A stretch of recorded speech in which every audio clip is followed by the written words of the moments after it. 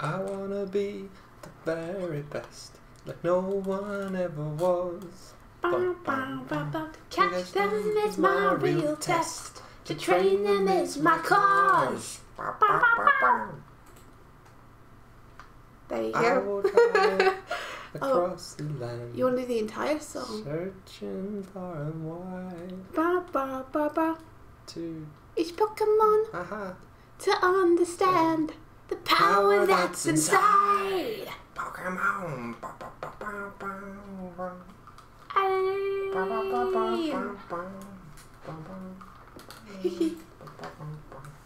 Good morning, Hello. Helene. You're the first one here. Morning, Joe. Hello, people. How are you doing?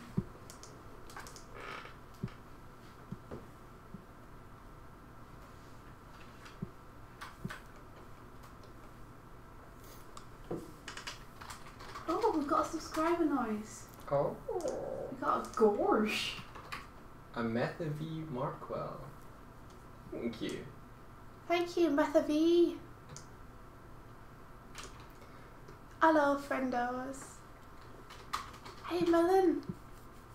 Thank you so much, Metha V. Welcome to the stream. We're good, thanks. Oh, awesome. It's cool to hear that Joe's raring to go. Hey, it's me. It's me, Metha V.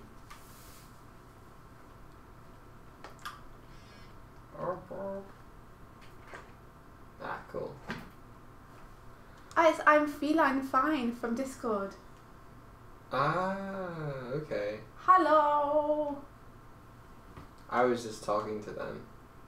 I said, hello, I'm a bear. And they said, hello, I'm a cat. And then we came to the consensus that fish were nice. Oh, that's good. I can get behind that too.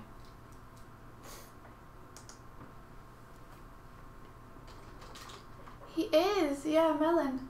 Hardik had to go to school. Your son is away. He can't come to the morning streams anymore. It is a sad time. It is a sad time.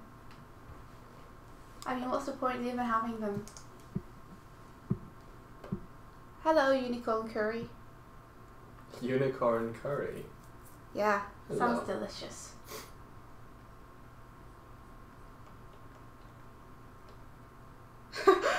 Melon, my son! At least he's still in the Discord. Yeah, no, Hardik is weird.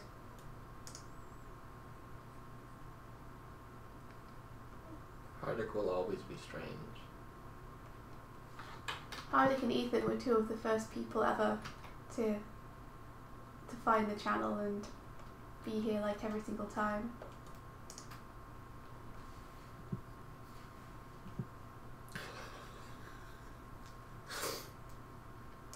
Yeah, I think he's okay to get to the evening ones if he knows about them.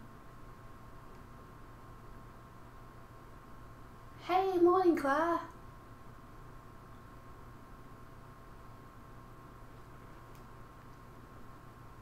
Wow, unicorn curry sounds amazing. Rainbow poops. I'm in for that. If I pooped a rainbow, I would totally come and get you to show you. Are you talking to me? I am. Okay. I'd be like, oh my god, Michael, look. They're rainbow. And I would tell you that India, although I very much enjoy the colours, I do not want to enjoy the colours of your rainbow poop. But Michael, rainbow poop doesn't happen every day. You have to appreciate it while it lasts. I really don't want to know whether rainbow poop has ever happened in any ever given day in human history. Or otherwise. I do. If anybody knows, tell me. I'm not above poop facts. I kind of want to be above poop facts. I wouldn't want to be below poop facts, because that's where the poop goes. Ha! Ha! That's a poop fact. That's a poop joke.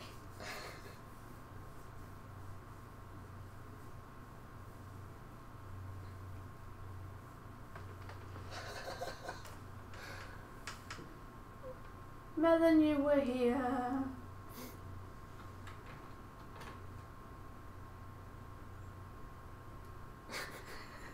How dare you, Melon, you've smited us.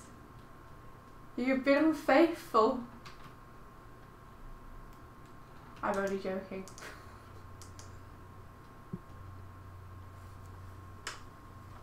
Do the rainbow candies give you rainbow poop? I desire this.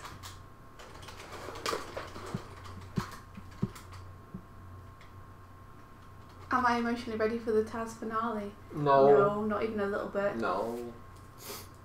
It won't drop until tonight as well because of time zones. So I'm going to have to wait all day for it. You are. You're gonna have to. Wait. That's the word. That's the one. That's the thing. It'll be worth it though. Okay. I caught a spider by the toaster.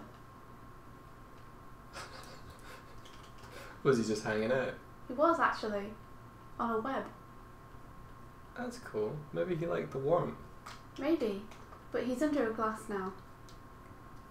So Being detained for observation yeah, so maybe you could help me to put him out. of his misery. No! Of the house! Can't get my Poor car. spider.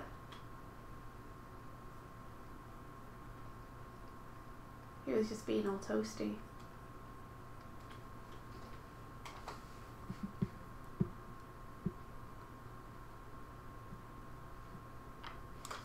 I believe in rainbow poop, Melon.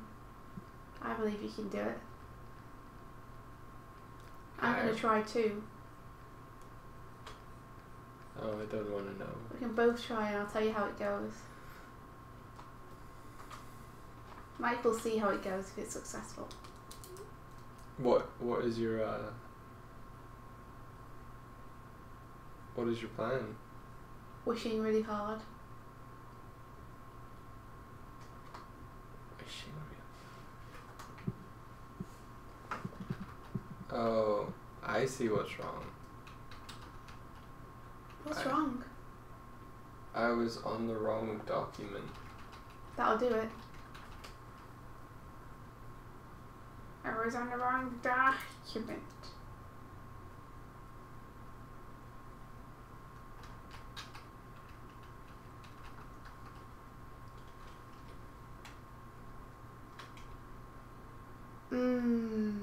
Croissant chow latte sounds delicious. And you finished Magnus. That's awesome. We can probably see him on your Twitter, right? So, this dude is the Magnus whose model I've taken from the comics. Here. So let's see. Claire's Magnus. Boop boop boop boop.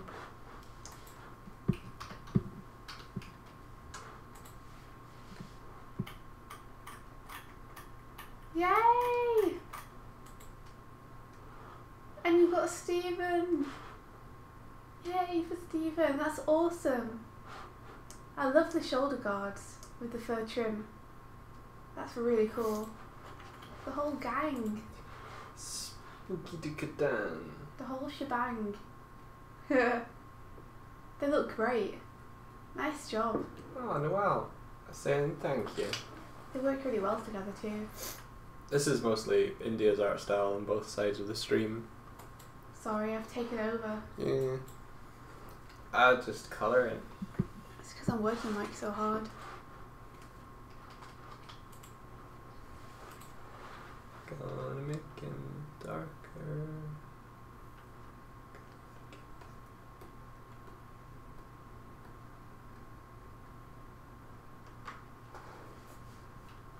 Aline, if you don't know whose art this is. What? She's being sneaky. Oh, you're talking about... Because I thought when you were saying it is India's art, that Aline was doing the whole promoting us thing without actually promoting us. No. Asking you questions about it. But I think she was talking about Claire's work. So that's Claire doing the Adventure Zone group.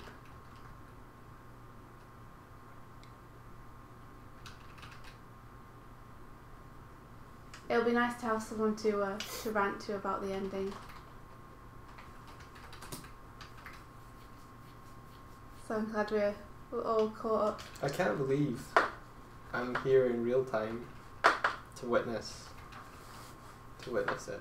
I'm really glad that you are. I'm glad that you started listening to it with me, so we could both get to it together. It feels like I started listening to it before we even came to Ireland. No, that's not true at all. Because I only started to listen to the Adventures then since I started working at Boulder. Oh.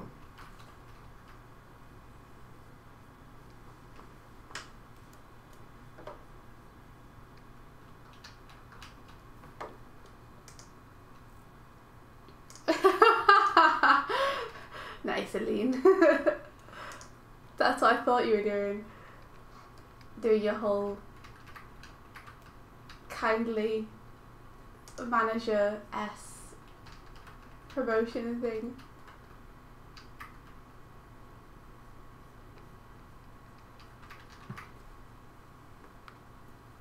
I love seeing everyone's designs of the Adventure Zone characters. I kind of want to animate them all, you know? There are so many different interpretations of them and they're all so cool.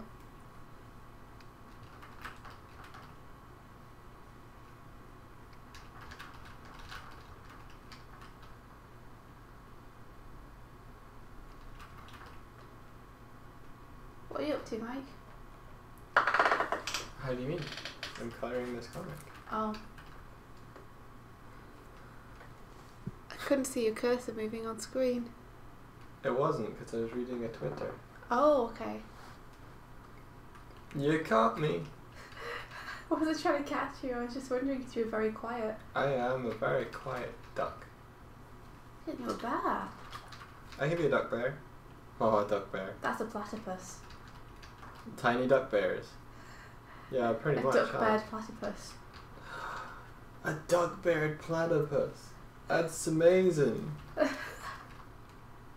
Yeah, please. Can I have one? They don't exist. Make one. Okay. Conveyor experimentation. Begin. It's not my fault, he asked. A duck-beared platypus.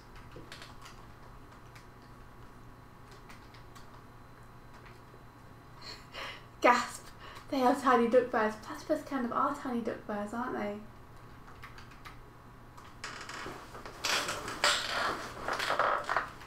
Yep. I remember platypus bears from Avatar: The Last Airbender. Or did they actually have platypus bears? Yeah, they did. Oh. They're big bears and they had beaks and they had flippers. I remember you quite liking it. I can see why I would like them. A little sad that we didn't just invent duck bears though. Well, that's a platypus bear.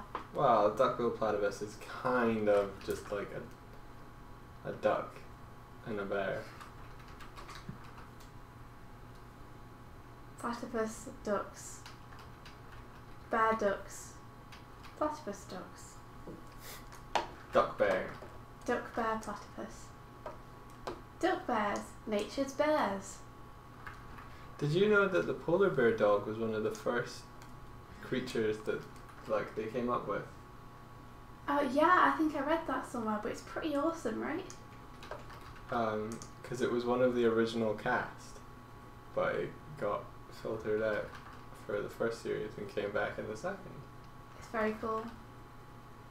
It's interesting because that design actually wasn't one of my favourites for the monsters they did. Hmm.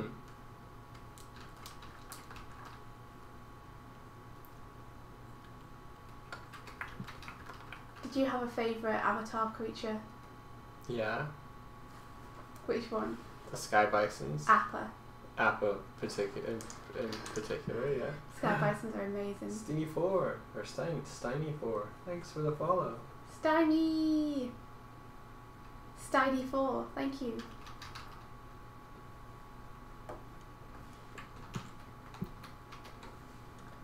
Melon or Badgermole's your favourites?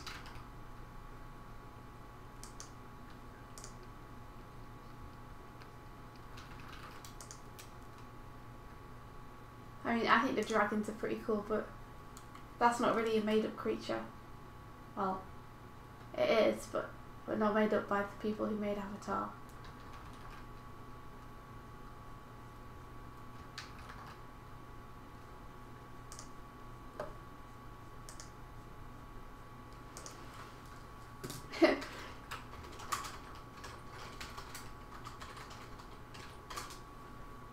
Had your multi-clothes? Yes. Oh, you know what needs to be an Avatar? You. That would be great. I mean, in terms of creature.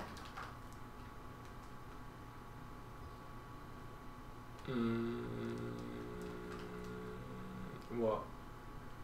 I've forgotten what they were called, but the sparrow rats, or whatever they were, from Cloudy with a Chance of Meatballs. Oh. Were they not just called rat birds? Rat birds. Yeah. Yeah. They need to be there. The most elegant of all the hybrid creatures. I love them. I love the rat birds. They're so funny. I love that they have sort of parrot-looking wings. Me too. They're so pretty.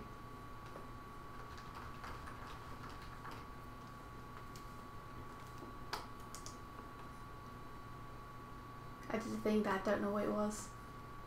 I'm just gonna ignore that I did that. For anyone not familiar with rat birds, I'll bring one up on screen. The glory of the rat bird. Oh, this looks like it's been given some sort of filter. With a bill, yeah. With Unicorn Curry thinks that a duck bear sounds like a bear with a bill and duck feet. Yeah. I think that's what I'm seeing too. That's pretty much platypus, isn't it? Pretty much. Platypuses are tiny duck bears.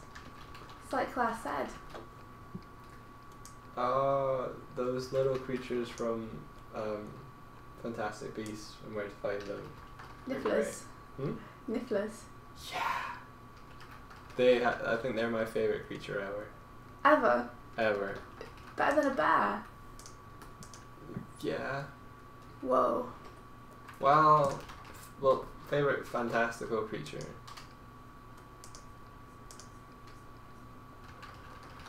Bears get more points because they exist.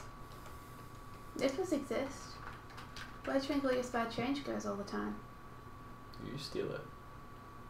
And hide it from me. I'm secretly a niffler. I believe it.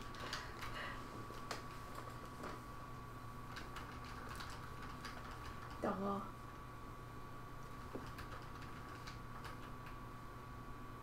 Hello, Mr. Yu. Mr. Yu. Hello. So what is everybody up to today?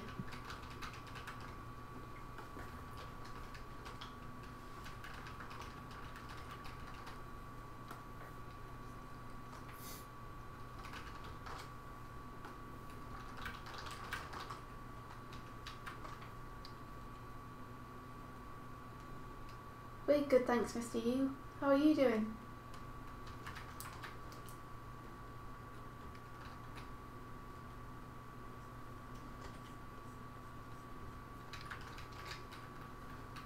You know that film last night, Mike?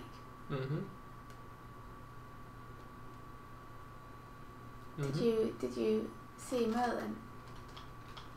Did I see Merlin? Don't think so. Or did I?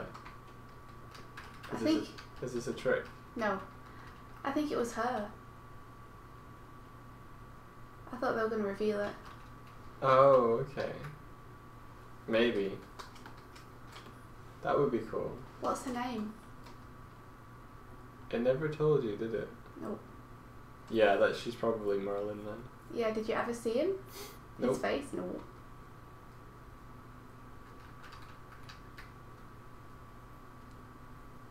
Yeah, trust the mage.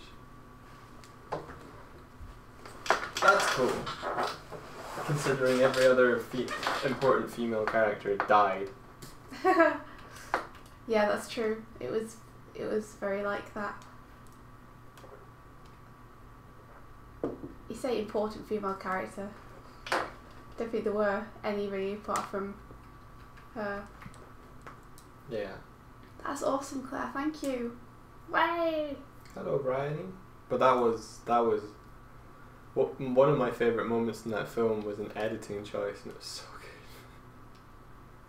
Yeah, it reminded me a lot of Edgar Wright's work. Ah, yeah. You know, such as in Hot Fuzz, Yeah, I see what you mean. with the very fast cuts to show time passing. Like the montage when the main character is travelling on the train and such. In Edgar Wright. Yeah. We watched Arthur yesterday night. King Arthur, Legend of the Sword, which was essentially just a Cockney gangster movie set in Arthurian legend. There's a lot of magic as well.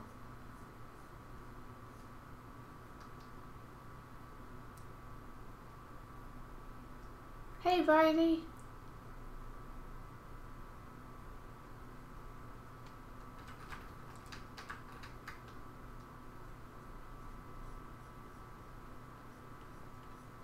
Yeah. It's difficult to say. I haven't actually seen a lot of women characters in Edgar Wright movies. They mostly just revolve around the guys again.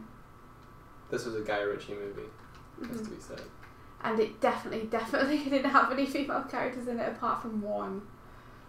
There's one female character in it. And I feel like they were teasing that there was going to be a love thing there between her and the main guy, which I hope they weren't. I'm pretty sure they were.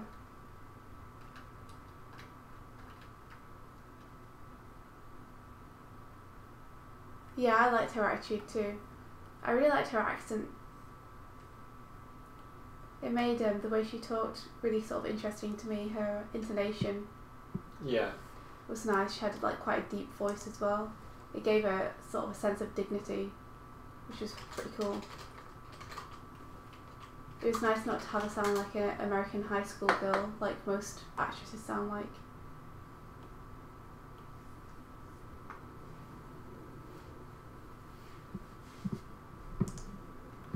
Oh, I haven't seen Baby Driver yet. I'd like to though, because I've heard about what they did with the music and I'm really interested to see that. If you don't know, Mike, I won't say anything because I think if you don't know, it'll be pretty amazing when you watch it. If I watch what? Baby Driver? Yeah, I want to see that. Baby Driver. Drive your baby.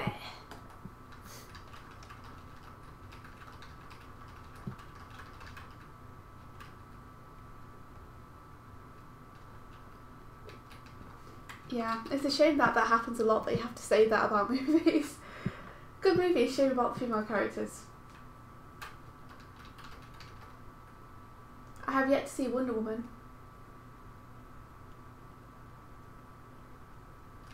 Maybe we'll get to watch that soon.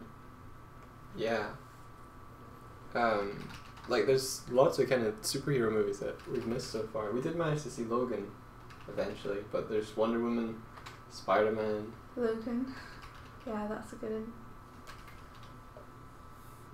And then the upcoming Thor Ragnarok. Yeah, it's a shame that Logan only had one female character in it.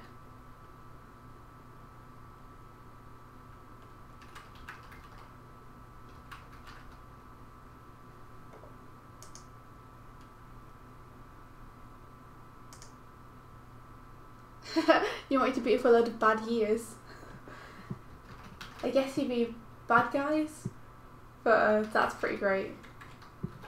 I'd like to beat up a couple of my bad years that I've had.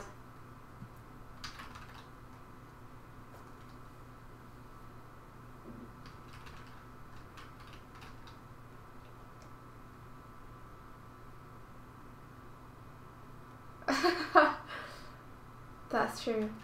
I guess having one good movie doesn't guarantee you the next ones will be good as well.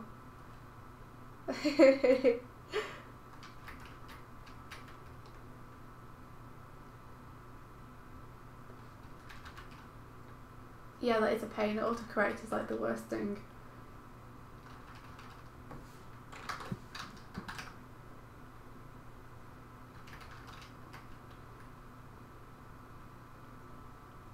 Oh Mike, have you tried to do that thing before where I saw Game Grumps do it, or I heard Game Grumps do it, where you start typing a message to someone and then you let autofill fill in the rest of the words? No, I've not done that. Because it fills in the words based on like what you usually text to that person. Wow. Like it's tailored to your you. messages with that person. Yeah, and kind or of just to the way you communicate usually. both. See, I'm interested to try. I'm gonna try with you. What the fox? Thank you. We don't really text each other though. Let's see. Hey Mike, comma, did you see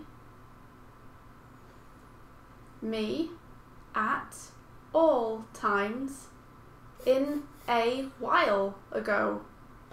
But the fact I can get it right away with the new version is better to be the first half of the day before I get a follow back on my way home from work to be the first half of the year.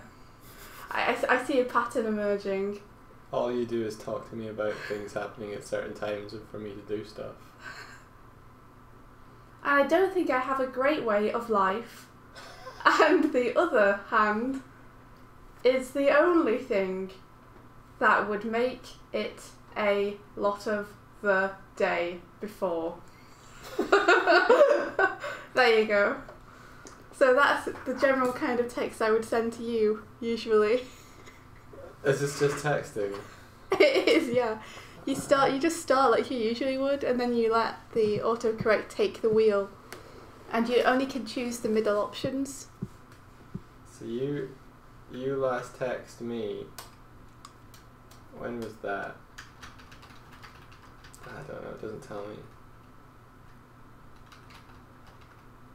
The 8th of July, and then before that was February. Yeah, we text a lot. We're one of those couples, who text each other all the time. Hey, Swifty. How do you get that thing to come up?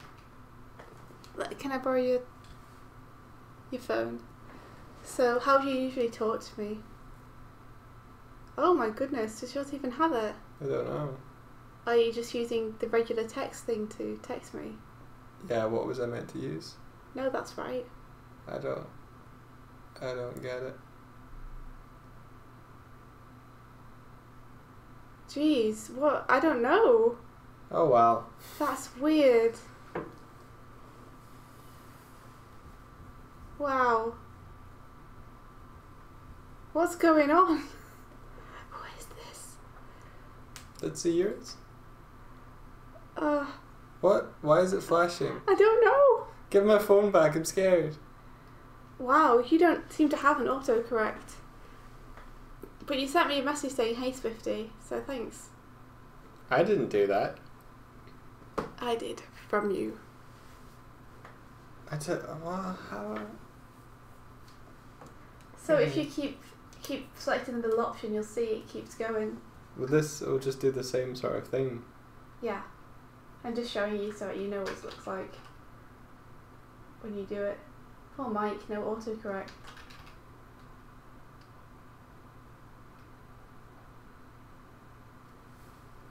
Maybe I can switch it on. I think Claire did it. I'm so hungry and now it's not okay to go get to sleep in a bit late again. Although I don't know if I have a problem or something to be in the morning before work. It is a problem to be in work in the morning before it starts. That's a pretty good one. That actually almost makes sense. Okay. I got it. Hey, Swifty. I like that you're auto-correcting to the stream. You got it? Yeah. How? Where did you find it? I switched on the feature. Oh, okay, cool. Can you take your phone back? Yes. Hey, Artem. Hey Artem, we're doing auto predictive. So, hey Swifty, you can see me and you can be my little sister. Creepy. Creepiest text Or ever. sister and you are my life. Thanks. So Thanks. I know your love and I hope your life drawing. I am. Your life is great. Oh. But Oh. you can tell that I'm way more positive and like affectionate in my text to you than you are. Be at this time, date now, human boy thing. Better than yesterday. But I love it when I see your family. You love it when I say I don't love your sister. That's true. What sister? Don't have a life. What? Wait, life.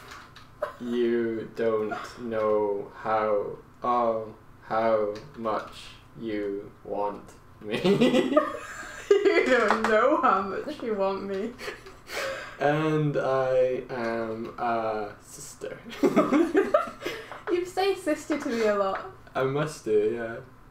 And you don't call me ironically or anything, so. Can see her and I don't have you in the way back. And you don't know how much you want me. We've started going in circles now. I don't think I've ever texted you. You don't know how much you want me. You've started to several times and deleted it. You don't know how much you want me. I like the first very creepy sentence. What was it? You can see me and you can be my sister or something. I could text you it. Amazing, please do. Hey Swifty, you can see me and you can be my little sister or a sister and you are my life. Thanks. So I know your love and I hope your life drawing. Oh, I hope your life drawing. Yeah, I hope your life drawing. I hope your life drawing, your life is great, but I love it when I see your family. You love it when I say I don't love your sister. I don't have a life, you don't know how much you want me, and I am a sister. You can see her, and I don't have you in the way back, and you don't know how much you want me. I like it. So yeah, I mean, obviously they're just distillations of who we are as people. Yeah. I'm all about the scheduling, you're all about the sister. Apparently. You're my soul sister, Mike.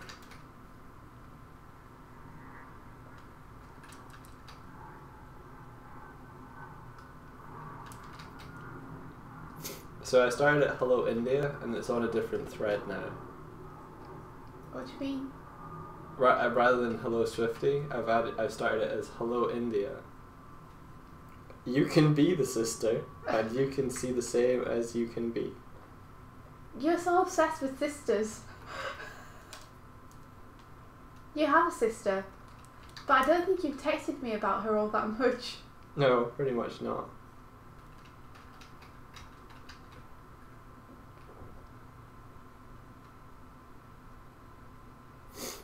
I think I only use like text to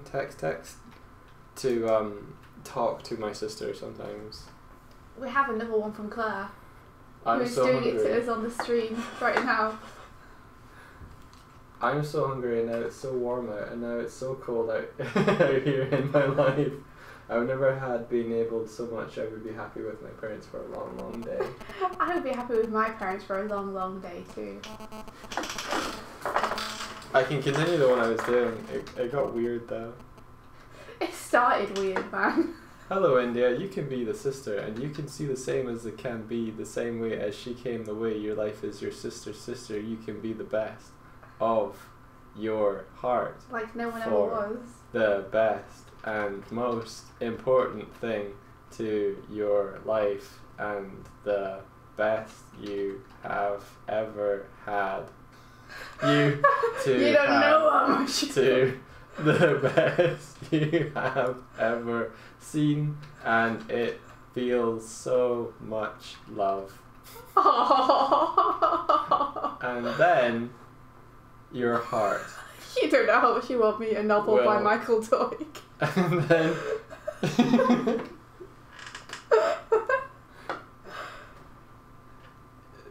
and then it feels so much, and then your heart will feel you can get your life drawing, and then your heart will feel good.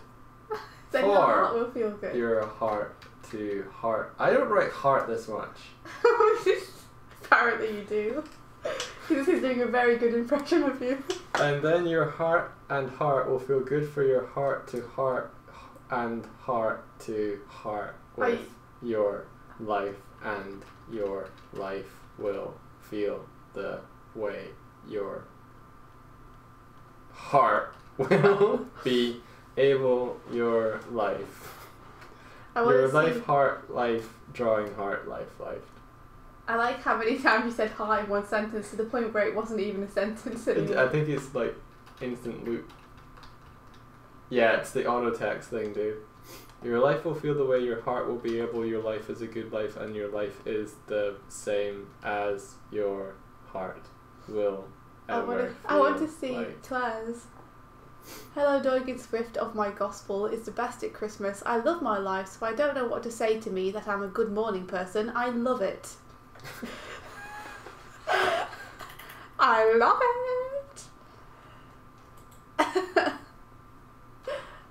Also to correct is worse than Trashbot.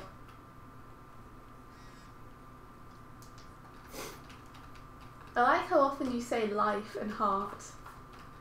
You are my life, heart, Swifty. Does it say that? No, Oh, I so said sweet. that. Oh. It's not autocorrect. Autocorrect is my new boyfriend. It's weird to hear you say the word boyfriend, because you don't actually usually say it. Boyfriend!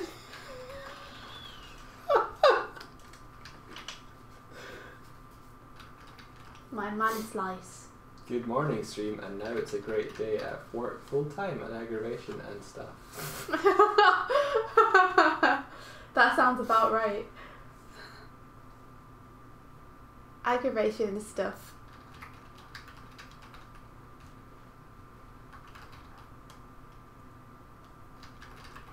It's okay. I think we've stopped now. Yeah, I think we're done. I like that experiment though. You are my life, heart, sister. Thank you, Mike. You are. Appreciate that. I don't know how much I want you. You don't know how much you want. No more boys and girls. Okay, cool. What was it about? Was it about not gender specifying children and teaching them to shame qualities specific to the gender that they are or are not, and allows everyone to be themselves? The autocorrect thing was going around a while ago to create random poems. Oh my gosh, Unicorn, well I guess that is the morning. Feel free to go and get some sleep though.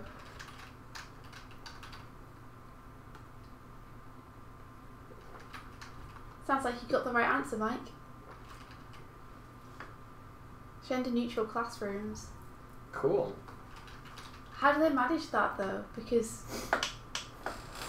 like, even if they've been told to be gender neutral, I bet people's, the way that people have been brought up, they will still, like, accidentally, in one way or another, treat people differently.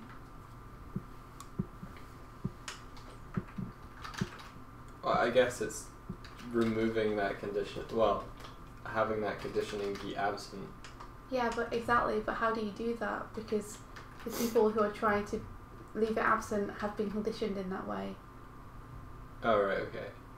This is you wanted to do this kind of thought experiment, didn't you? I absolutely did. Yeah, I was talking to Mike about this like a couple of weeks ago, about how I really wanted to do this. So I'm really interested in watching that. Maybe I should watch it while I work today.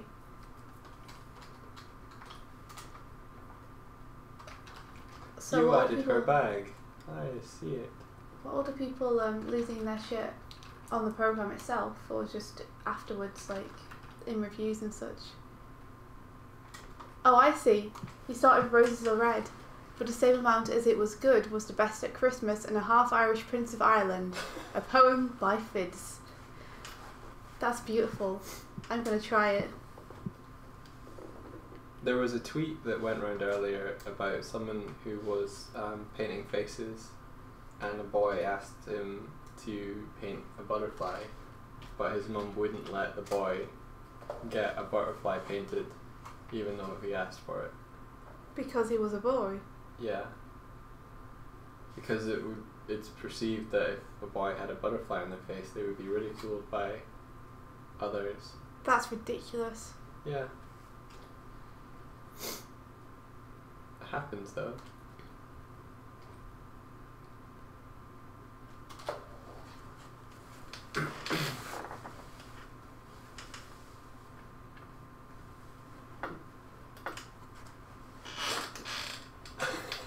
Ali, just make babies so you can experiment on them.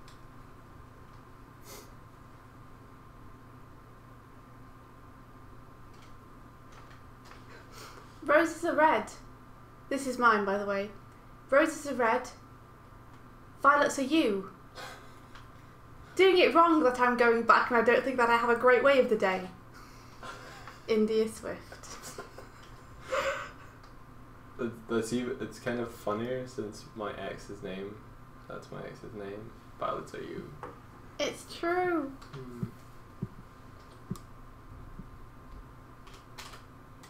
I probably shouldn't have said that on the stream. Ali, and that's the problem, is that was actually part of my discussion, was make babies so you could experiment on them. I was like, if I had a kid, I would try this and that and that and this. And I was like, I probably shouldn't have kids. Because of this.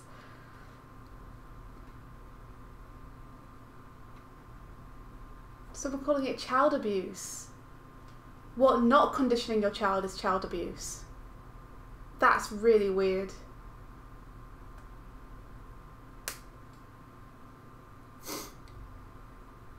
That's crazy. Yeah, Bryony, like, your godson sounds like he has it sorted. Just get what you want. It doesn't matter what it is, just as long as you want it. Yeah. I think that's why everyone has kids, to experiment on them. They just want to make mini versions of themselves. The woman complained to the artist's boss because the artist asked him if he wanted a butterfly as well. Yeah. She was adamant that he should be asking her, and he's like, surely this is for the kid. So the kid should get what the kid wants. Yeah, what do you want on your child's face? That's not the way it works. But yeah. That's like going to Santa's knee and then being like, what do you want your kid to get for Christmas? When it says parents were angry about gender neutral classrooms, is a gender neutral classroom just a classroom that has both girls and boys in it, or is there like an added specification to this that I'm not getting? Oh well, don't most classrooms have girls and boys? That's what I'm thinking. Like, I grew up in primary, like, I've never been segregated at school, so... No, I believe it's when the teachers just don't treat people differently according to their genders. Ah, yeah, because they would separate. They would still be like, yeah, okay, get it. Man, yeah. Like even the subjects at school, like girls are encouraged to take sewing or baking or home economics. Boys are encouraged to take woodwork or metalwork. Yeah. Jeez, yeah. Or they would segregate them off for PE.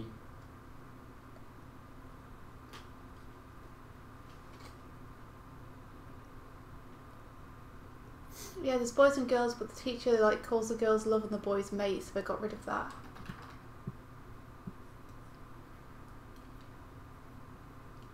Sweden made a gender neutral pronoun that they use with kids. That's cool. Mike and me play a game, or I play a game that I've told Mike about, where I look for any girl who is 6 or under, or around that age, and my challenge is to find one who's not wearing some kind of pink. Because parents dress their children and tend to colour code them depending on what gender they are. I have a girl. Do you see my girl? I've so far failed to find any girls in Ireland who are not dressed in some way in pink or have an accessory of pink. And like, I'm not saying girls shouldn't wear pink, because if pink's their favourite colour, totally go for it. But I'm saying this is like the conditioning starts from very early. You look into a crib and you can immediately tell what gender that child is. Because if they're absolutely covered in pink, they'll be a girl. Mm-hmm.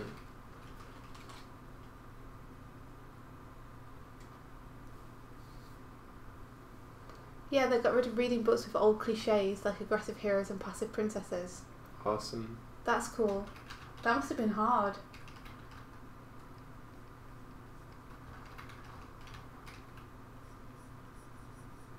Like, it's difficult to get rid of gender-specific stuff in a culture that's based on separating out the genders. Oh, take care, Bryony.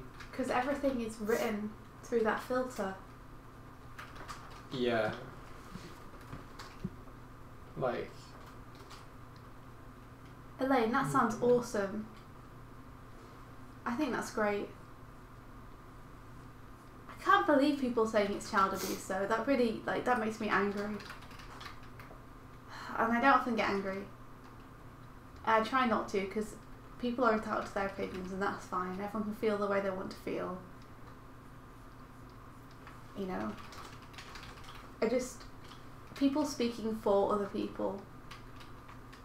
Mm-hmm. I don't know. It's like they don't even know the damage that they're... I say damage. Like, I don't even know if it's damage. I think that it's just a repeating pattern in thinking that just keeps repeating over and over because it's what people have been taught. Yeah, I was raised like this, so I'll raise my child like this. Yeah, and then there's anger when you're prevented from fulfilling that pattern almost, because it's like, this is how my mum raised me, or my father raised me, so this is how I want to raise my children. Mm-hmm.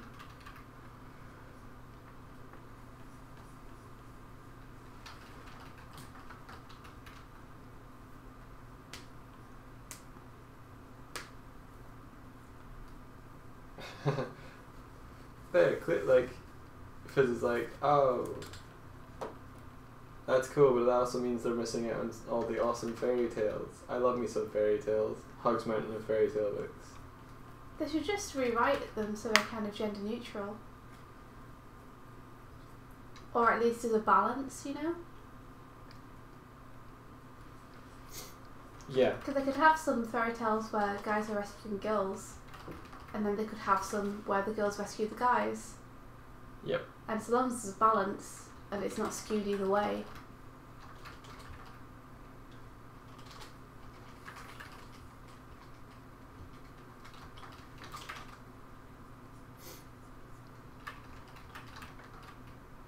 Aw, Elaine. Oh. I'm interested in what the result was though. Like, how long did this experiment go on for? And what were the results of said experiment? And I really like the idea of a gender neutral classroom, but you can only really go so far if the kids are going home to non-gender neutral families and homes at the end of the day and the weekends. Sorry, then the expression of "you can only go so far" tickled my humour on there. It's true. It's like, you tell them that girls and boys are equal and you go home to a family where that's not the viewpoint, or at least they see the genders as having specific roles, and it's easy to undo that foundation that you've been building.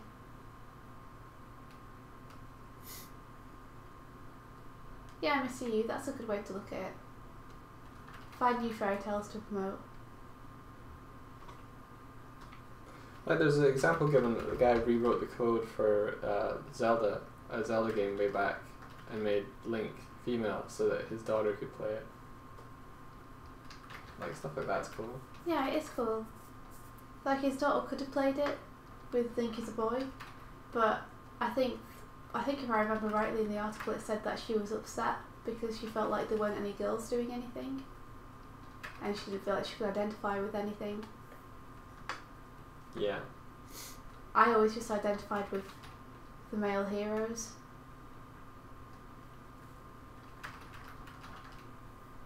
But like, I don't know if I noticed when I was a kid. Stuff like that. Elaine did a "how to stuff your bra" in the style of a Don Hertzfeldt cartoon.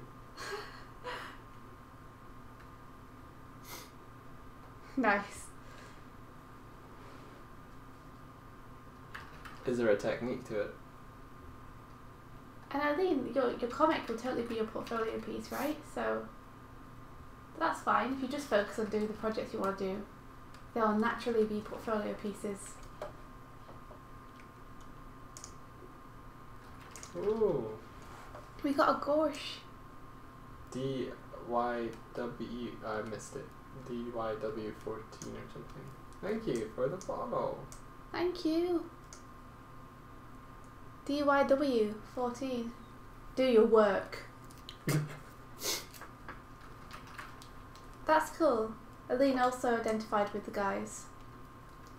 For a long time she was a boy in most of her dreams. That's kind of sad in a way. I don't know. Like, not in a bad way, but like,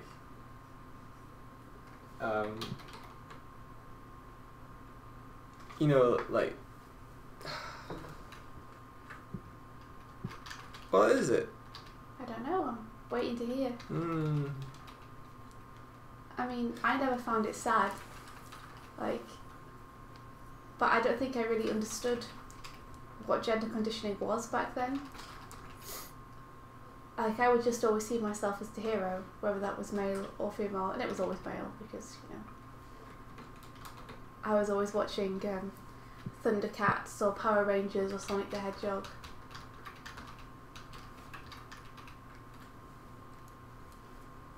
The reason I hesitated on whether it was sad or not was that changing your gender in your dreams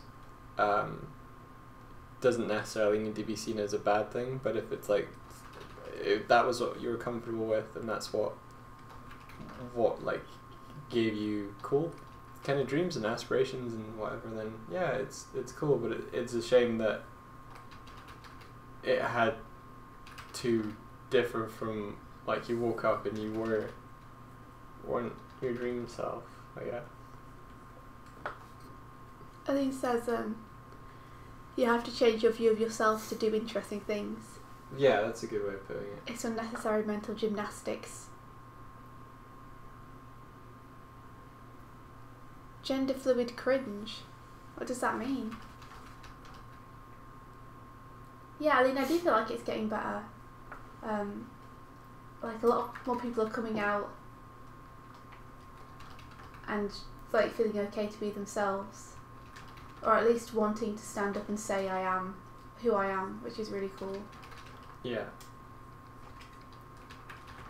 Like, people are just gonna have to deal with it, because that's, like, people can't, if people are that way, they are that way. So it doesn't matter if the world likes it or not. Yeah. They're a part of it.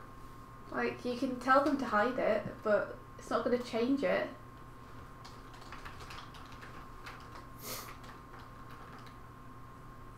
Like, even if they themselves believe that they're a different way, the fact that is that they'll be lying to themselves if they feel like that.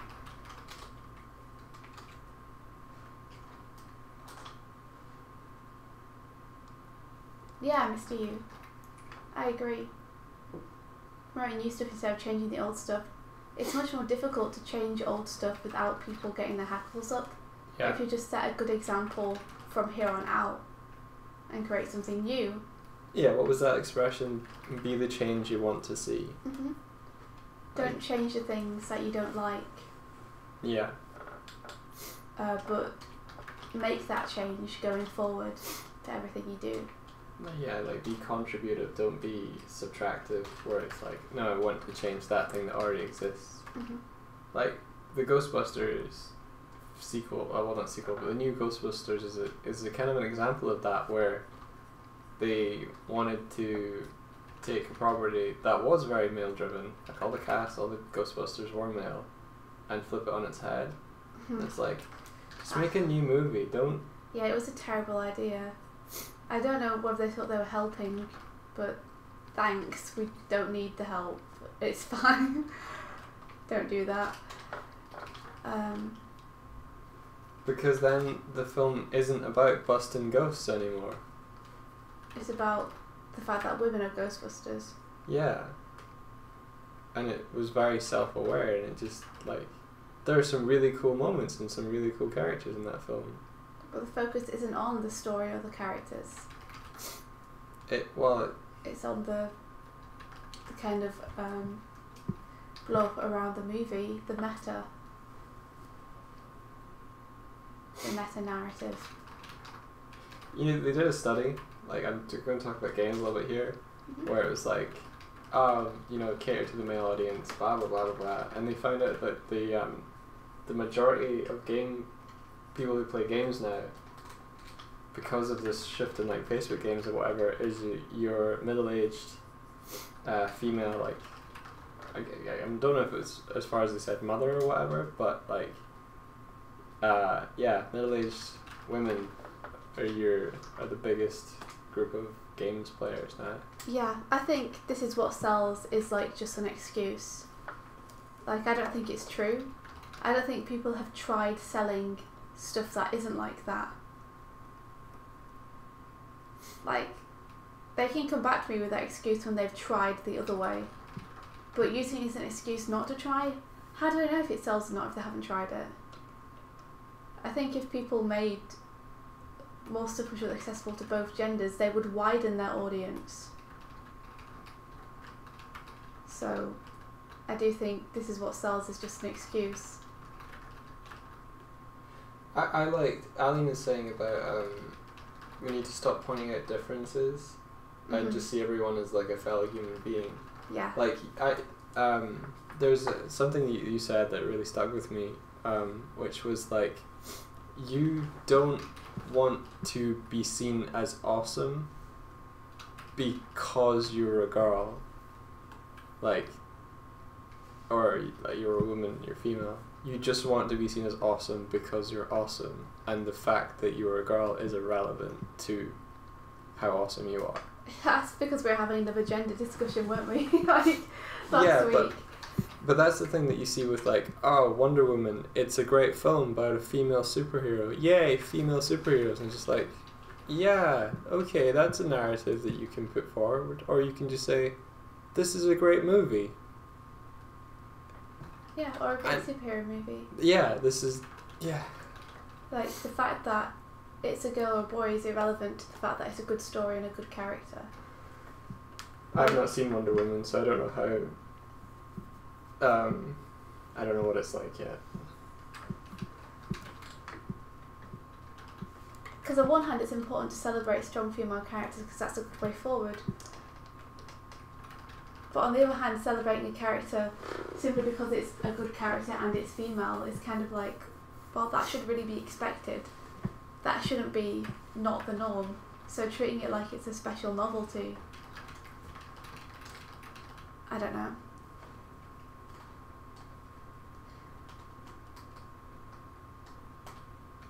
But yeah, like, I agree, Aline. I think we need to celebrate differences by finding the common ground between everyone. Interesting. Well, they're the same, like, the two sides of the same coin. Like, people need to see that even people who are different are the same. Do you see what I mean? Yeah. Like, to celebrate the fact that they're different, but to humanise them by saying, this person who is your greengrocer who you've spoken to for years and who you get on with, you know, doesn't identify with a gender and likes both sexes, or doesn't like either sexually, and for that to be like, oh, okay, yes, that's fine, because you found the similarities, you have common ground, but you need to celebrate the differences between the people. I don't know if I explained that very well, but I guess what I'm saying is I don't think you should either just celebrate differences or just celebrate similarities. I think it's like two sides of the same thing.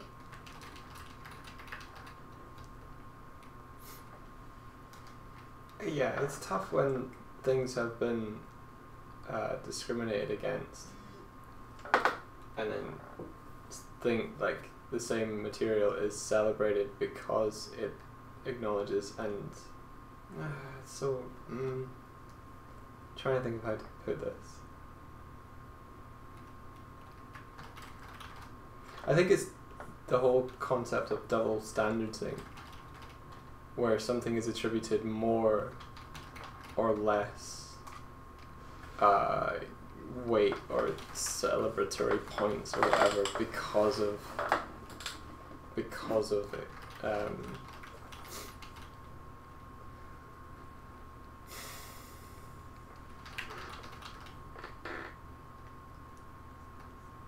No, I see what you mean. Like, you shouldn't get points for not being a racist, for example.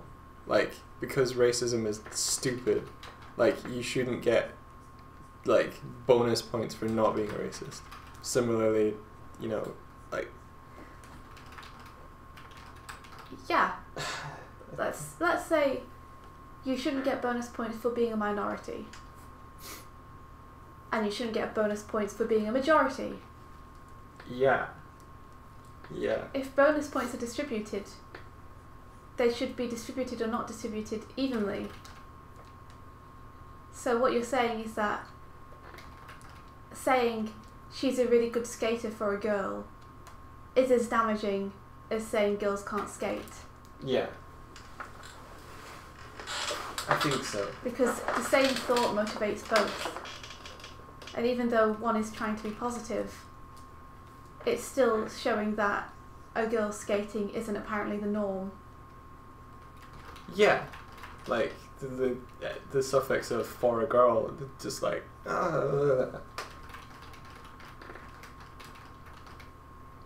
Yeah, I think that's a good way to put it.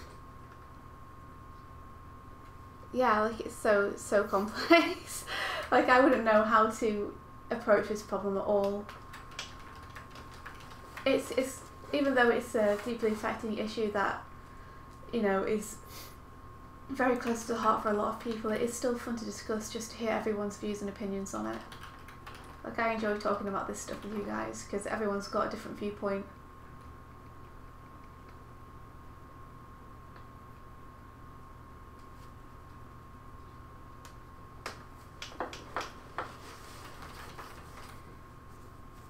You see, because that's, again, the other side of the coin, is Aline saying, sometimes you could say she's a real good skater and she's a girl, so she probably had to fight people and prejudice, which makes it even more awesome. So, on one side it's like it makes her even more awesome, just because she's a girl. Like, I have a bit of a problem with that. But also, like, what's the alternative? Not acknowledging prejudice? Yeah. Like, if you don't acknowledge that they had to rise through prejudice in order to get to where they are, then you're essentially just closing your eyes on the issue. I think so that's also not good. Yeah, I think I should clarify my point where, like, I don't think that someone who has risen up through a field that presents more adversity because of your gender, like, shouldn't be celebrated for doing that, and like they have overcome adversity. I take issue with the fact that there is adversity that they have to get through in order to be recognised. Mhm. Again, it's so complex because it, like, there's a combination of thinking where it's like, yeah, the issue needs to be confronted, but at the same time, like, overplaying that issue is almost damaging in itself, because then people get identified just by that issue and not by who they are as a person. Like, it's the difference between being identified because of who you are as a person and being identified because of your gender. And through either glasses, you're identifying people depending on their gender. It's a very difficult balance, Aline. Like, she's saying, as long as adversity exists, we have to acknowledge it. But my thinking is, the longer it is acknowledged, the more the framework is there for that adversity to continue to exist. Like, if you just stop teaching like the gender neutral classroom, you just stop teaching people that girls need to face an adversity because they're a girl, and acknowledging that something is true makes it true, almost. It's not the case. It's like, historically, yeah, something has been set as the normality, and we're acknowledging that the normality is not cool. I mean, I'm taking this to the very, very extremes here, so forgive me for playing devil's advocate, which is all I'm doing, because I think it's interesting to, like, approach all different arguments. But if you're saying not acknowledging the problem is eventually going to make the problem go away because no one will know it's a problem anymore. No, I don't think that'll solve anything, no. Yeah, because, like, what would you do then when it comes to teaching people the history of women's rights movements or slavery? Yeah. Like, just not tell them it ever happened? Because that in itself is disrespectful to the people who went through it. Very true. And the impact they had. As usual, the answer always seems to be that there's no right answer. I think it comes down to the fact that because we live through generations, a generation before us have had a majoritative kind of way of thinking, and you usually see the older generation have a consensus that differs from a newer generation that comes through, and through each successive generation things do shift and change. Yeah, and I do believe things are getting better. Just very slowly, you know. And this whole extremist right-wing white supremacy movement that suddenly, well, not suddenly cropped up, but that's come to light recently in the media, isn't helping. Yeah. Not that we really I don't really understand Yeah. it. I also agree it's best not to push stereotypes onto kids, just let them be who they want to be. And when it comes to the parents who disagree with that and want to push stereotypes onto their kids, there's nothing you can really do about it, because there's a point at which you're telling a parent how to be a parent. And as someone who's never had kids and doesn't actually desire to have kids, I feel like I'm speaking from a lack of experience. So yeah. Nobody wants to be told what to do. Unicorn Curie says when she was a kid, was always upset about the phrase "gentleman but no gentlewoman."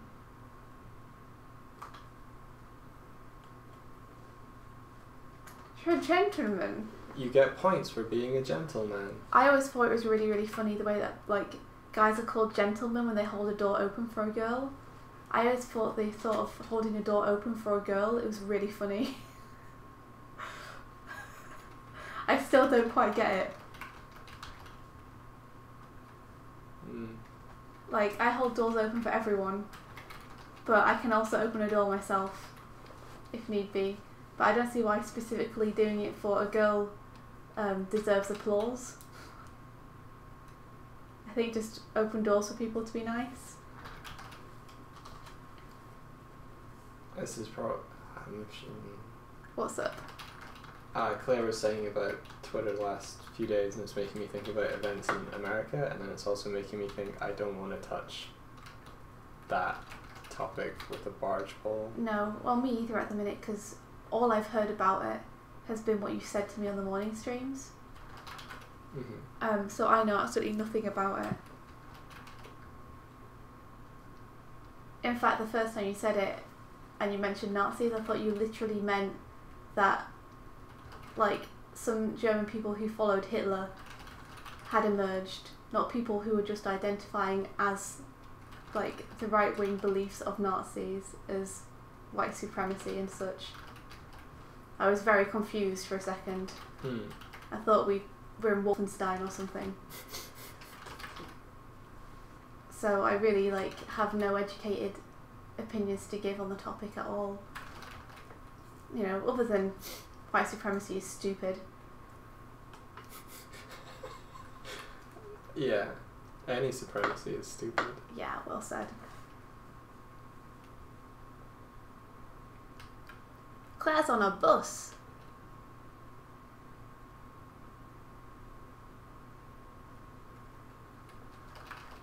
Do you believe that some individuals are greater than others? No. Good. I believe everyone has the potential to be great. That is it. That's really it. Like, pushing something up should not involve pushing other things down. And supremacy is all about pushing, like... Looking down on people. On others. It's like, stop. Instead like, of looking up to others. Celebrate. Ah.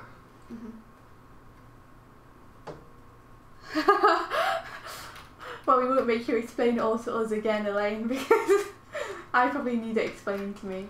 But I will research this in my own time, so I feel able to have an opinion on it. Oh, on a train? What is this, Claire? This is crazy.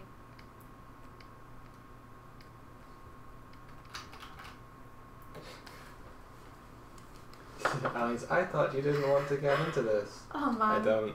No, I don't. I just have very strong opinions and it's hard for me to keep my mouth shut.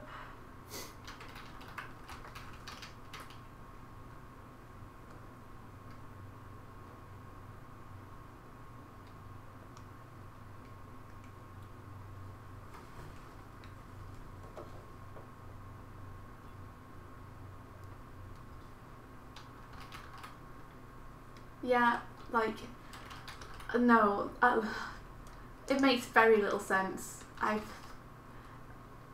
honestly don't understand where it's coming from. Like, do they know what Nazis are? The people who are identifying as them? I don't know. It's really strange. The entire thing is... Let's find a new subject. Yeah, okay. I find it so hard when I don't understand, like, at all.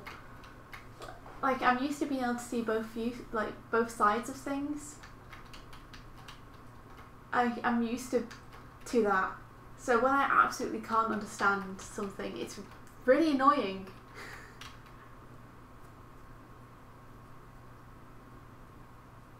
So, let's see, what else should we talk about? Reika made some amazing food again yesterday. She made tuna paste and then she mixed it into pasta. It was pretty good. And we had tuna pasta. Tuna! And it was super nice because Reiki's an amazing cook. Tuna. Tuna. I really love tuna. She mixes it with tomatoes and tons of seasoning, and then it's in pasta, and then it's delicious.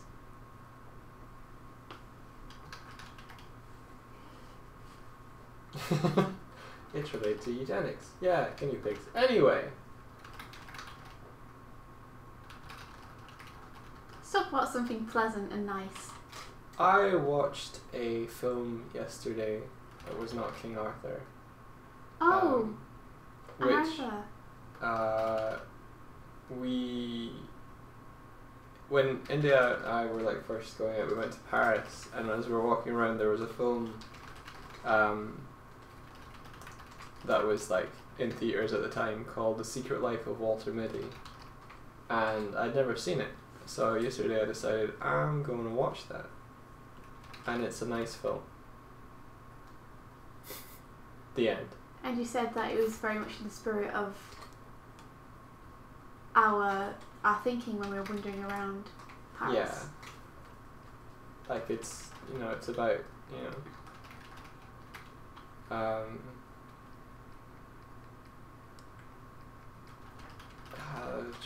don't want to give anything away, so I'm trying to think how to... Maybe we could watch it with Reika tonight. Sure.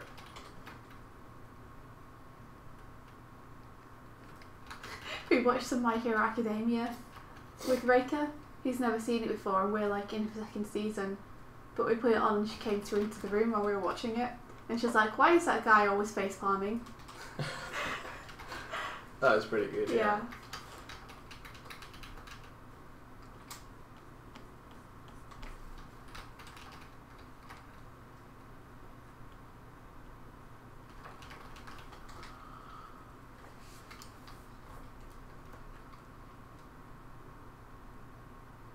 Ooh, Elaine's watching all of Voltron.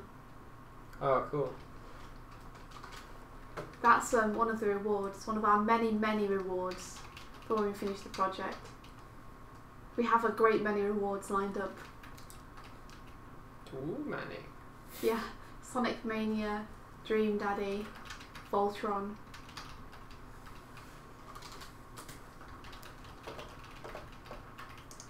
Did I actually hit publish? What on? On the video I uploaded yesterday. What video? Hollow Knight. I hope so.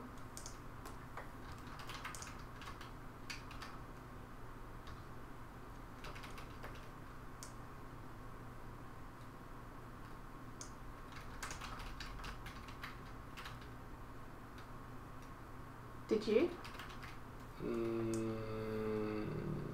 It sounds like a no. No. So there wasn't any episode yesterday. I guess not. Michael. I know. I mean, I'd get annoyed normally. I actually would be annoyed. But there's never any point getting annoyed after the fact. There's nothing we can do about it now. Other than just publish it. So hit that button. I don't understand why it didn't though. Maybe, well, you said you didn't hit publish. Oh, well, it doesn't look even like it's uploaded. And I'm sure I dragged it on there. I'm assuming that you checked it before you hit publish, or when you were going to. Maybe, like, the browser closed or something while it was mid-upload? I thought you were going to check it though before you came through.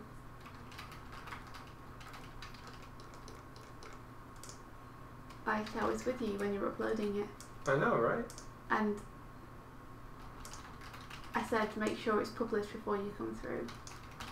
Mm-hmm.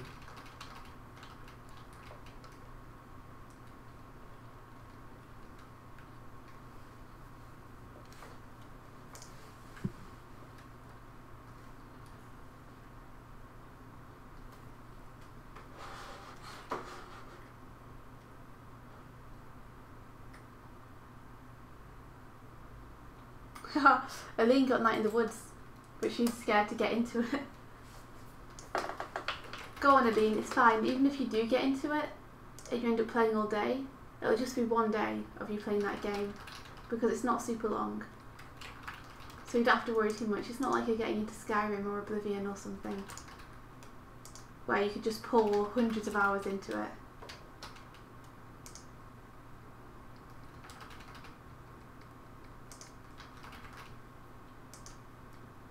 You know, and sometimes maybe you should give yourself a bit of a break.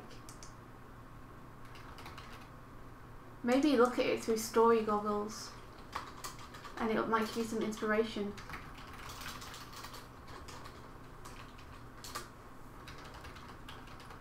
Yeah, like the worst thing that can happen is that if you get super into it, you'll lose a day, and that's only a day, and then the game's done.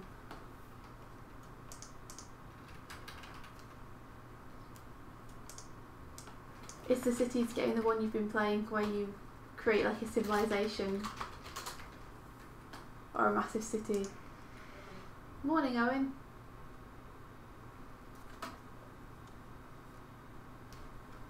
I've heard the I think it's Yu-Gi-Oh! I heard the Yu-Gi-Oh! Handheld game is amazing.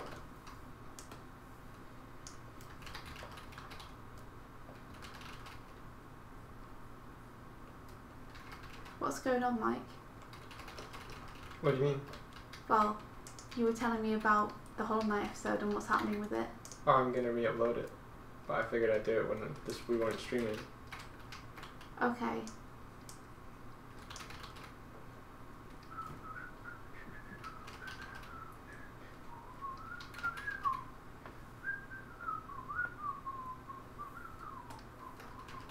It's ironic that we haven't like missed a single episode, a single day in all the time we've been uploading Hollow Knight, and a lot of the time we've been like doing it on the same day. Yeah. And then the time when we actually have a bank of videos and a lot of content we can put out is the day that we stop uploading daily. Yeah. Well, it's... Yeah, okay. Hmm? Mm-hmm. Hmm? What? Mm-hmm. You. You sounded like you were going to say something. I was just gonna say that it's edited and ready to go. That's awesome, dude.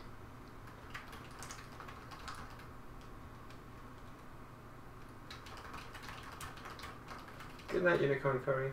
Night night, Unicorn Curry. You want to make Paris.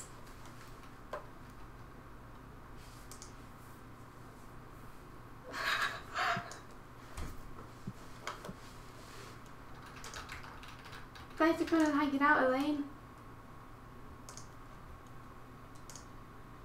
Bye-bye.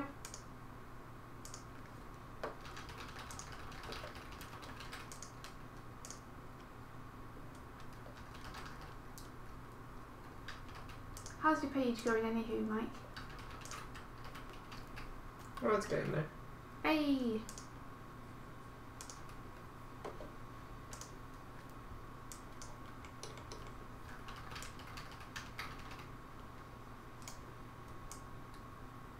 I just don't understand where that... There's just no evidence of it being uploaded. It's weird. Oh, don't worry about it, dude. Like, what happens, happens. Well, 2 episodes today. All we can do is upload it. So there's no sense worrying about it now.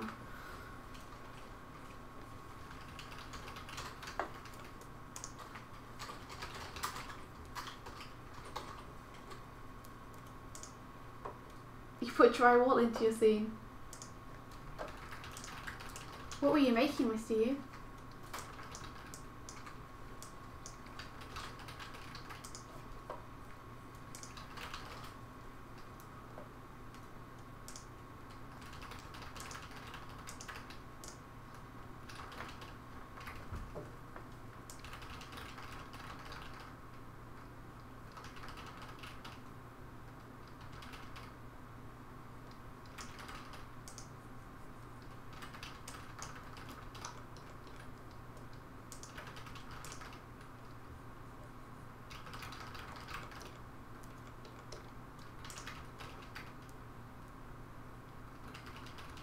Thanks for the stream and deep thoughts.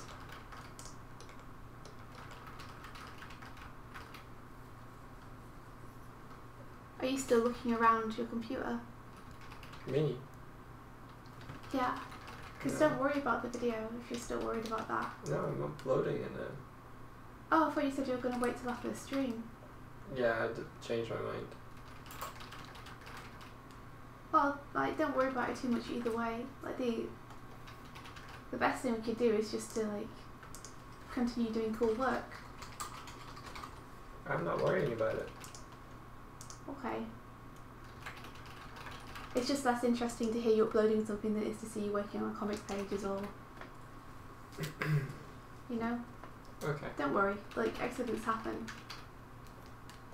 I know you're not worried, but just in case you were. Thanks. Sure. I make, like, mistakes all the time. I can very much see myself trying to upload something and just something weird happening.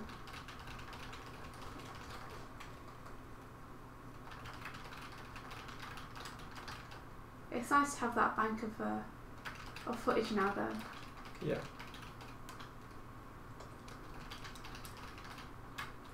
It actually surprised me when I was editing it together, going, "Oh, that's when we did this." Okay. Yeah, like we're back to having a buffer, which is nice. Because we didn't have one for a long time. Yeah. Mr. U's modelling a bathroom from an animation of a niche install in a shower. It's for a job interview. That's so interesting. What's the job? Is it a 3D modelling gig? And they've given you like an art test to do?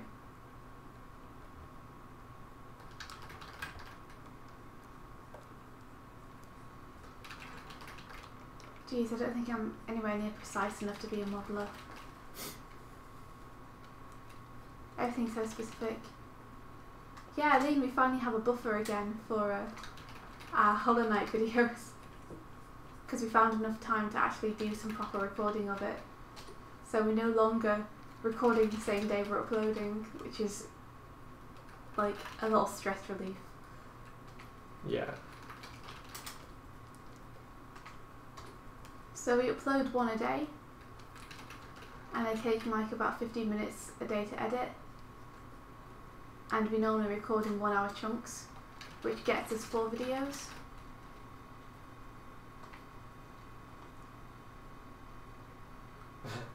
Claire's run out of buffer. We also ran out of buffer very recently. What did you think it was for, Aline? Oh, you think it was pages? A buffer of pages? I would like that. I'm not fast enough at working to get that though. If that is what you meant. Well, you have actually built up a buffer in terms of like pages I can move on to colouring.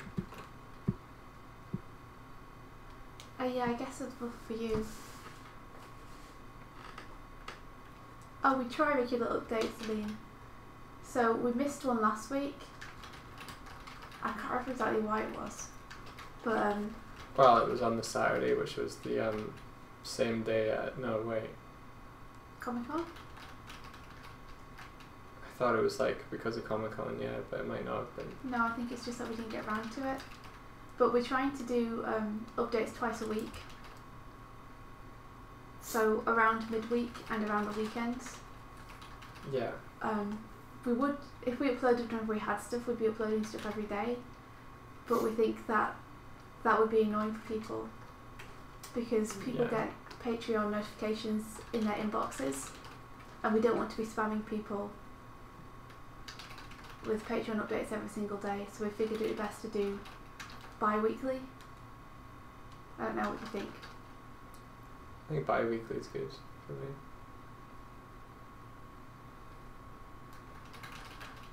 Yeah, weekly felt I don't know, weekly just felt like we wanted to show people we're doing super regular work, but we didn't want it to become bothersome. Like, we update the Patreon twice weekly, but we stream every day, pretty much, and that shows the progress as well. Like, there's ways to see progress in Glim.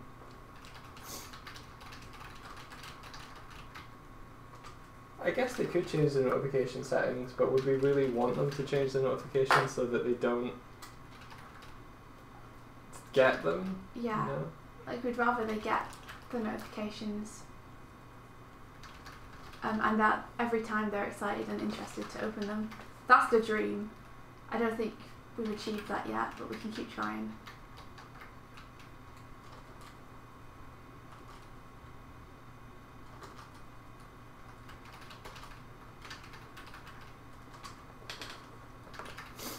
Oh, apparently there's a cool Oatly talk on today. Oh yeah, yeah. It's about the difficulty in asking for donations and why you should do it anyway. So we were going to tune in for that. I think it's about 4:30 our time or something. Reiki was saying. Cool. Oh, Aline. Thanks. Well, anyone who's interested can go and see any of the Patreon posts that we've uploaded already. They're all public. None of them are behind paywalls. So if you're interested, feel free to check it out. There's no pressure on donating anything. !Patreon. We'll give you the link. I think we have it at the bottom of our stream anyway, on screen. Oh yeah, that's the one. That's the one.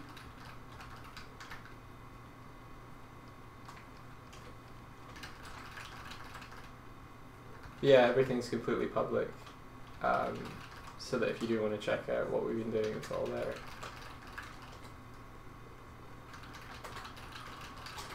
Oh, No money we're actually required. hoping to upload another one today.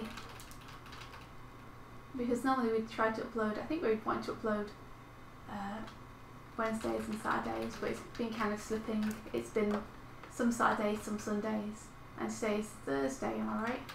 Yeah.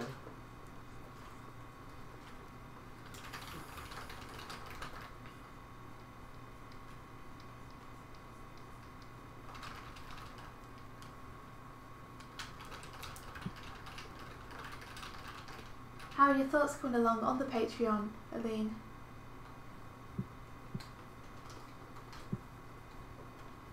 Oh no, I want to hear. I've just seen your comments. You know a thing I think about and seems just a bit stupid to me? Tell us, Aline.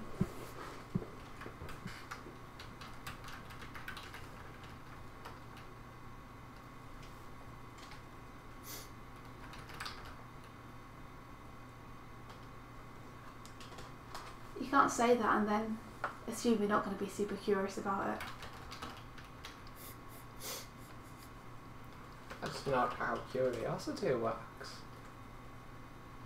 You've aroused my curiosity. Imagine your curiosity was like this little creature that was like fluffy, and it escaped you without you meaning it to, and you're like, shit, I can't put this away until you feed it. It'd make a cool kids book, I think. She sees comics artists on Patreon and she thinks that's just a bit stupid.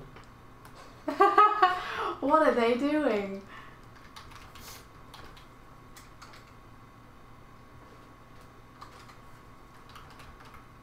Sorry, Ellie. Oh, I think I know where she's going with this. Yes. Where two people supporting each other for $5, but they're giving like $1 each to Patreon by doing that. They could, yeah. Yeah.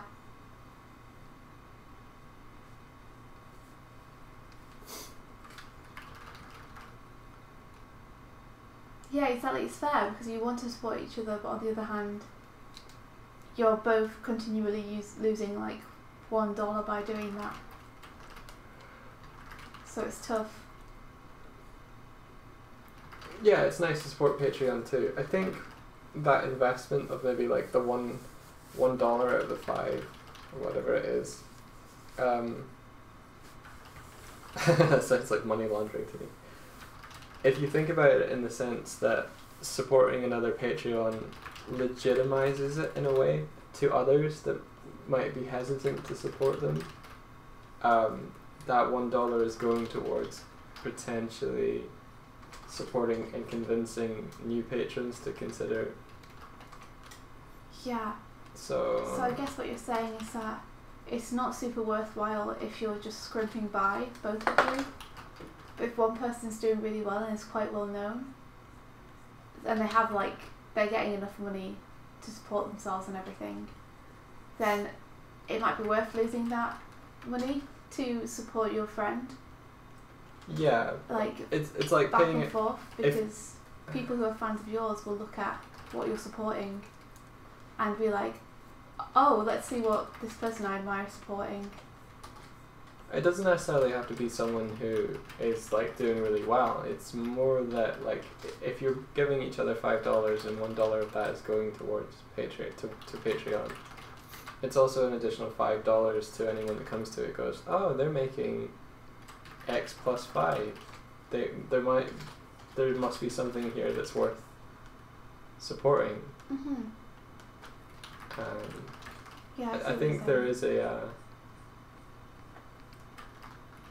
a kind of trend of people doing like follow backs and support backs to kind of engineer that a little bit, and it's not something I'm too keen on. Like, I would rather support people that I want to support. Well, I'm assuming you wouldn't support them if you didn't want to support them. Yeah. Like, you would only support people you want to support. But it's hard when you think that both you and the other person are losing money through that donation rather than helping each other out. Yeah. But I mean, if you're getting enough in donations that $1 drain doesn't really impact it, then that's fine. It's a bit of a weird system.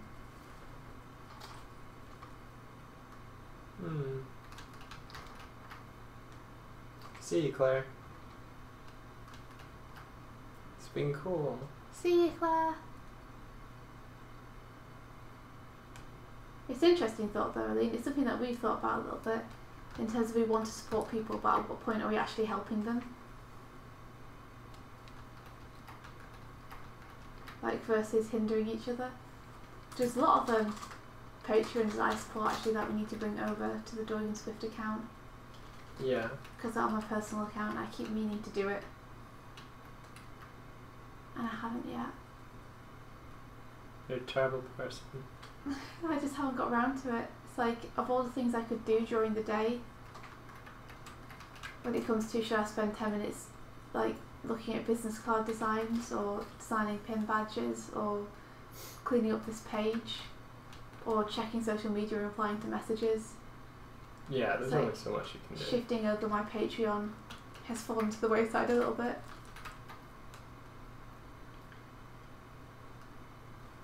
But I do want it to be, people to be able to see that we support other creators as well.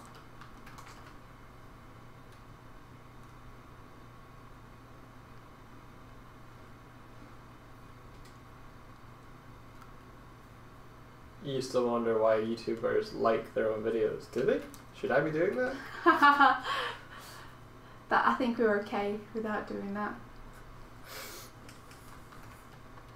That's interesting though.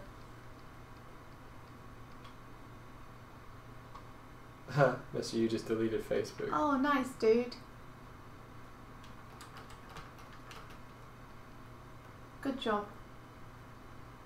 Yeah.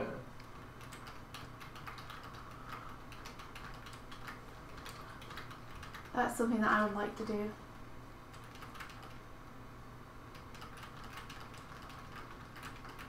Wow, this arm's really bad. Let me see if I can... Which arm do I like that? Pretty much just set up bots to like post to Facebook now. Sorry, Facebook, but... Oh, well, for me it's the private messaging, that's the thing. Yeah. A lot of people are talking to me on private messaging at the minute who don't talk to me on other platforms.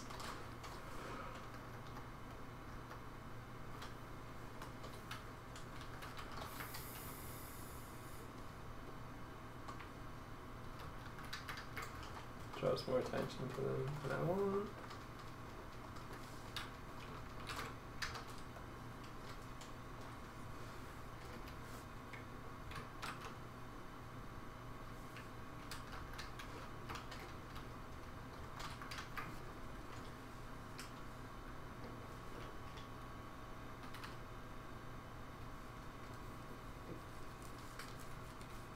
Yeah, if only we could delete the entire thing. It's such a time suck.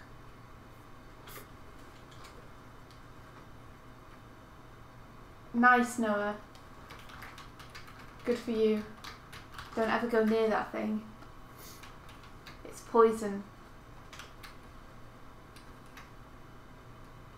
I would never advise anyone to join Facebook.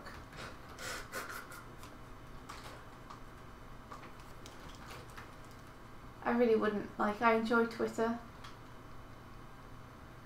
Yeah. at the minute. What do you think the difference is for you? Twitter requires less commitment.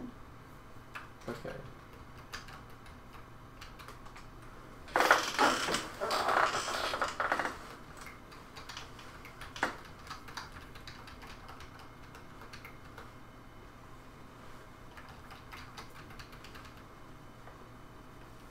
Oh yeah, the comparison thing.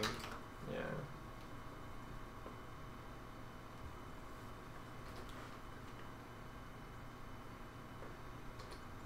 Comparison thing? Comparing yourself to the people in your friends list.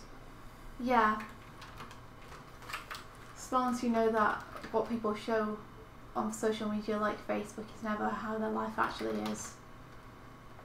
Well, it's a filtered, edited version Yeah, of it. exactly. You can film your day and edit it to look fun. Or edit it to look boring.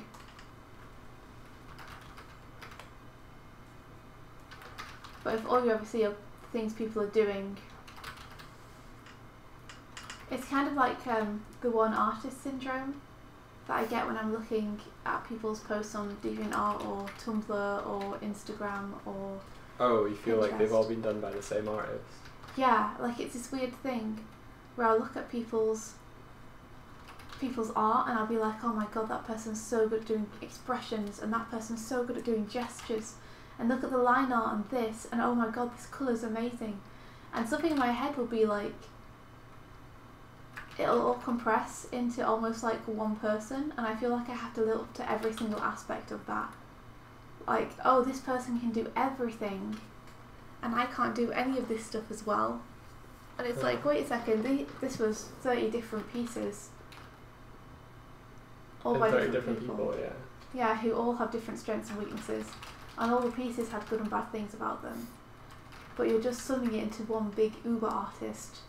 Or one big uber piece that had everything and feeling bad that you're not living up to it. Yeah. I think the same thing can happen with people's lives. If you see a lot of people all being like, yeah, I just biked up a mountain, look at this view, or up super early to crunchy at the gym, or oh, just got this promotion at work, then that can all feel like one person. Or like it's everybody all the time. Yeah, because you can only compare your one self to all of the others. Mm-hmm.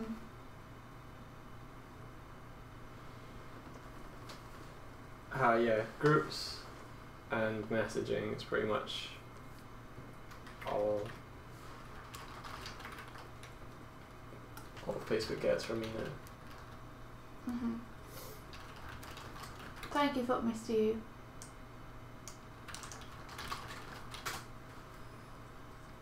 Like, anyone can change where they're at if they work for it. Yeah.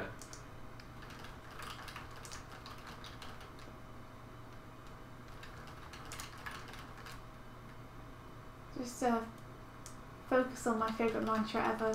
Work hard and be nice to people. Which, from what I've been seeing so far, you're completely living up to.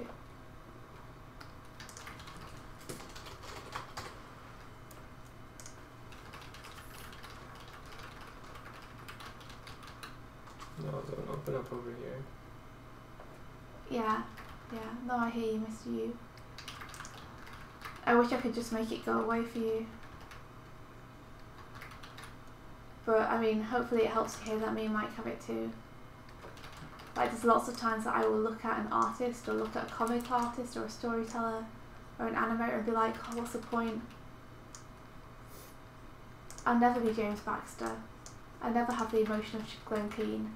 I'll never be as precise as Milk Carl. Look at this person who's so much younger than me and they're already so much better. but there's a certain point in my life when a switch flipped in my head, and I went from finding it demotivating to finding it inspiring. It's when you met me. So it's when you met me. I don't know. But that was a joke. No, I might have been, I don't know. But now when I see someone who's younger than me and much more skilled, I'm like, holy crap, look at that person, that's incredible. I hope they do super well. I can't wait to see where they go next and what they do next. And even more so, I wonder what they can teach me and what I can learn from them. Like, now I try to make friends with people who intimidate me, and hopefully they can help me get better by surrounding myself with people better than me. It means that my friends can always help to get me to the next level. Yeah, that's super nice. There's the big fish in a small pond syndrome you have to get over when you go from like a small circle where you're the one that draws or something, and then it's just like you go into the world and it's like, oh, lots of people draw. Oh, okay. Like it takes a little while for that feeling of specialness to like reassert itself, I think, where it's like, but I'm the only one that draws what I do. Oh wait, no, there's a genre and a niche for that. And I think it just comes to the fact that only you can do what you can do. That's true. And no one else can do that, so you may as well own that and experiment and just. I think it's good to remember to have fun with it, as much as there's a pressure to improve. You're the only one that will ever do what you will do. You're the one. I like the expression "you do you." Because no one else can. Yeah. It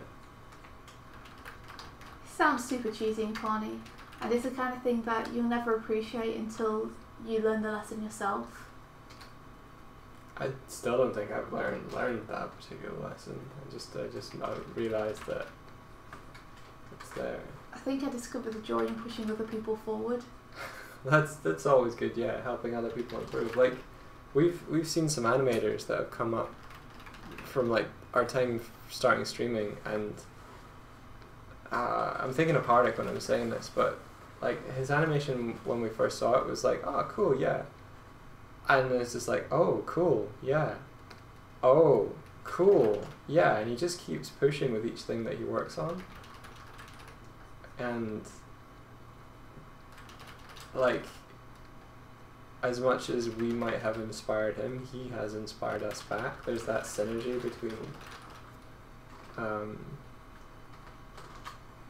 between helping one another. When you help someone else, you're like helping both of you. Like, I love pushing forward artists who have perhaps not been seen by others yet, but who are super good. And I love being in a community of animators and artists who are super good too, because I always want to do really good work to impress them. You know, like I'm always like, oh my god, they're so good. Like I want to do something like that, and I want to impress them with it.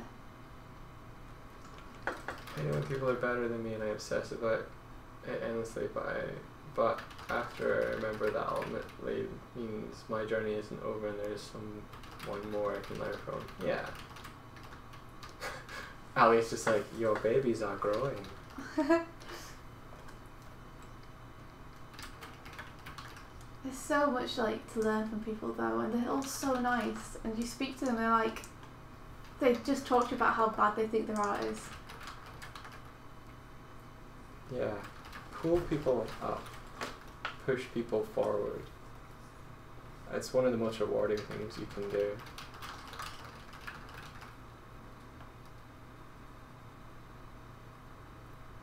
Yeah, Aline, I feel the same way about you too.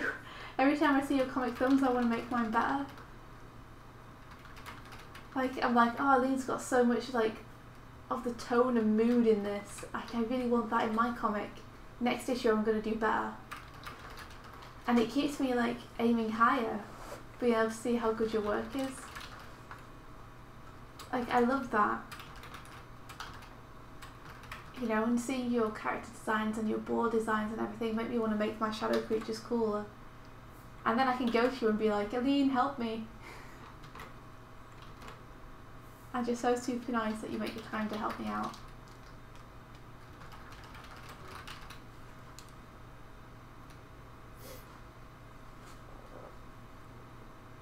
Nothing stops India from wanting to be better. Nothing stops anyone from wanting to be better, because we can always be better, right? That's the problem with art. There's no end point. Well, there's death, but other than that, there's no end point. Also, nothing happens when you become better than another artist. Well, I don't think there is any better than another artist. Yeah. It's like, okay, so you can now draw expressions in a way that you think is better than this other artist. How's your body posing? How's your use of texture? What about this particular expression in this particular situation? Are your characters as appealing? Do you have as much life or vibrancy? Do they use their line art in a way which is more expressive than you do? Like, I'm sorry, what's better? Yeah. Because you can't be better at everything. At a certain point, you just have to do the things that you enjoy the most. And that the people who inspire you to do better. But it's about being the best version of you, not being the best version of them. Also, Mr. Yu, your reluctance to share what you do is holding you back. And the sooner you own it. Yeah, the sooner you're like, I know this isn't the best or anything like that, but I'm working on this. The more noses you can put it under, the more likely you'll find people that can give you a nudge or a direction or just the smallest piece of advice that will catalyst you forward. Like the people that you look up to have been there themselves, and anyone that's going to look down, smirk or laugh are not worth your time anyway. And they wouldn't be in the ABC group. That's for sure. They would be part of our posse. Like, failing faster is the best way to learn. Making more mistakes more frequently in a shorter period of time. Like, if you think about riding a bike, if you try to ride your bike in secret, that will limit how often or where you can ride your bike, because you don't want to be seen falling off it. So that will slow you down. That will make it more difficult. But if you ride your bike and fall over until the point that you don't, regardless of who might be watching, you'll... India learned roller skating, and someone asked her how she was managing to do the things she was doing as quickly as she was, and the answer is, I fell over a lot. I fell over more than anyone else in the club I was in. But I also learned faster than anyone else. Because I fell over so But yeah, I mean, to use your bike analogy for a second, like... and by the way, don't get us wrong. Like, we still don't do this ourselves and have problems doing this sometimes. It's still super effing hard. And I still have problems posting things that I don't feel are ready to be seen by people. I still get scared about it all the time, every single time. But it's kind of like, if you're learning to do bike tricks, I'm nicking your analogy here a little bit. Bike it. If you're learning to do bike tricks and you want to do a really impressive trick that you've seen other people do, and you don't want to go to the bike park until you can do the trick. So when you go to the bike park, you can do it and nail it first time, and everyone will be super impressed. So you train by yourself at night. Well, what's going to make you able to learn the trick better and faster? Is it training by yourself at night?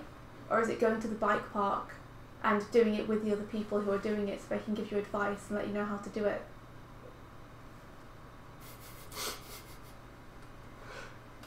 That's great. Yeah.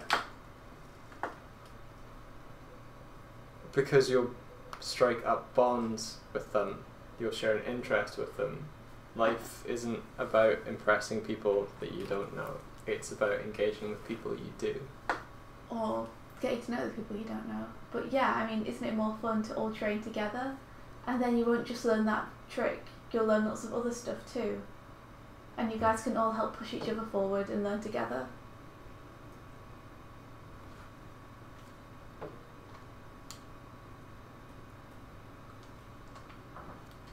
You. Sometimes biking seems somewhat easier than art. People tie a lot of their self-worth to the quality of their art, and they shouldn't. Preaching to the... Well, you're not preaching to the choir here, you're preaching to the person who needs to be preached to, because I attach far too much of my self-worth to my artwork.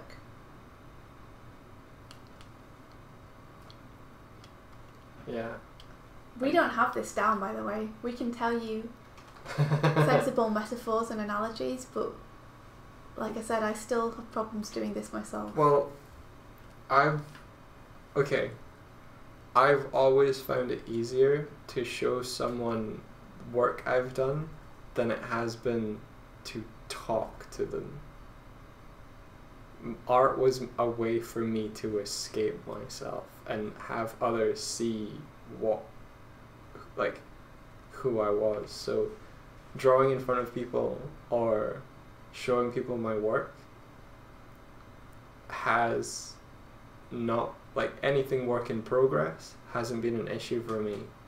Showing people work that's old and that I don't think reflects what I'm at a given point, that's where I kind of fall down. Like, if I have a portfolio to show and it's full of old work and I haven't done much, then I find it tricky then. But new stuff that's fresh that I've just done,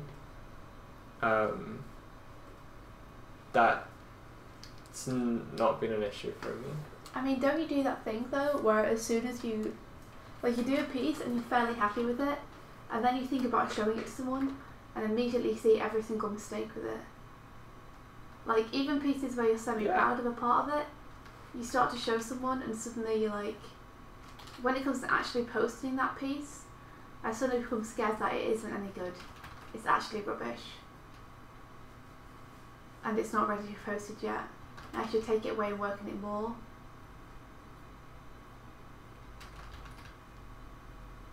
Well, by the mere fact that you see more things by showing someone. Like, if you've been working on a piece and you don't see them, and then you're showing them, and then you're like, oh, I just noticed that, then it's really worth it to show them, isn't it? Yeah, exactly. Like, even that thought process of that changes to switch in your head between showing someone and keeping it to yourself will make you see things you hadn't already seen. But don't tear it away from them, like, no, you can't look at that yet. That's the problem though, is like, I get scared that I'm going to be judged on my mistakes instead of my successes. So I'm scared to show anyone anything with any mistakes in it. Mistakes can be fixed. Even saying that though, like, even having said that, I am now worried that people who are watching the stream feel like I don't think there are any mistakes in the work I've posted up so far. I don't think that's not the train of logic. And I'm still, like, I'm ashamed of those pieces because I can see the mistakes in them. But that's what I mean, is like, that's how crazy it is. Well, I think the trick then is do it anyway. Do it anyway is a good catchphrase. Like, I think if there's anything that we should take away for the next month, it should be the month of do it anyway. Like, until September, I hereby declare the rest of August do it anyway month. If there's something that you're scared of doing, anything that you're scared of doing, that you feel like you probably should, but you're just nervous about it, do it anyway. Just do it anyway. And just see how that goes. And if your life hasn't improved by the end of August, then you can have your money back. All that money you've invested. Yeah, I like that. Do it anyway is our catchphrase for the rest of the month. We'll try and do it anyway as well. And we'll tell you how it goes. And we're expecting you guys to tell us how it goes as well. And to tell us times when you've thought of that and done it anyway. I'm going to start posting with do it anyway.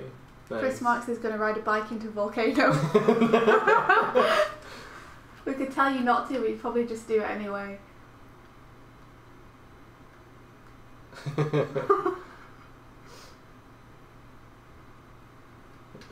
Precursor with, if it harms none, including yourself, do it anyway. It makes it slightly less catchy. Yeah, no, it's helpful for me too, Aline. Like, it's crazy how simple a catchphrase like that can actually just help you change your mindset a little bit. Like, it's got me super pumped and motivated. Unless it's going to literally kill you. I will also post with the hashtag do it anyway, Aline. And I'll let you know when I have, and I'll be looking for yours. Post something that I'm scared to post.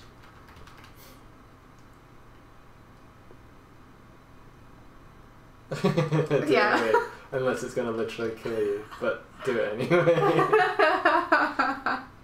But do it anyway, I love that. It's kind of like, is it Nike's Just Do It? Yeah. It's like that. It's the artist equivalent. It takes into account the crippling self-doubt we all feel all the time.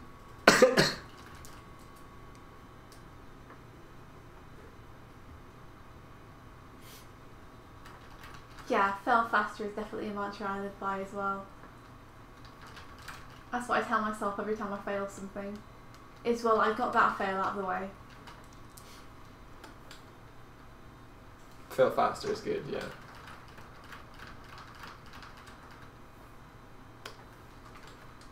Well, we should head off. On that high note. Yeah. I mean, it's good. I'm going to post a bit of a page on my Twitter, because do it anyway. Cool.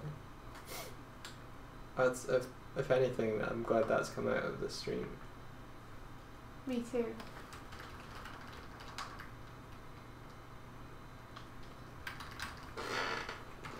Alright guys, we're gonna head off ski. Oh, you all have an amazing day. Thank you so much for hanging out with us. Thanks for the real chats. That was fun, yeah. Yeah, they were good today. It was nice talking about all sorts of different stuff. Thank you guys for the good advice too. And I'm going to hit Control Save. Yeah, that's a good idea, do Which that. doesn't work because it's all saved in temp, so I have to go to it. Oh my god, have you not even saved it? Not since last night, no. Time to save. Don't do what I do. I've got autosave on every 10 minutes though. Okay, that's alright then. Alright. Well, see you guys. Have an amazing day and we'll see you tomorrow. So until then, do it anyway. Do it anyway. And may your day be filled with adventure!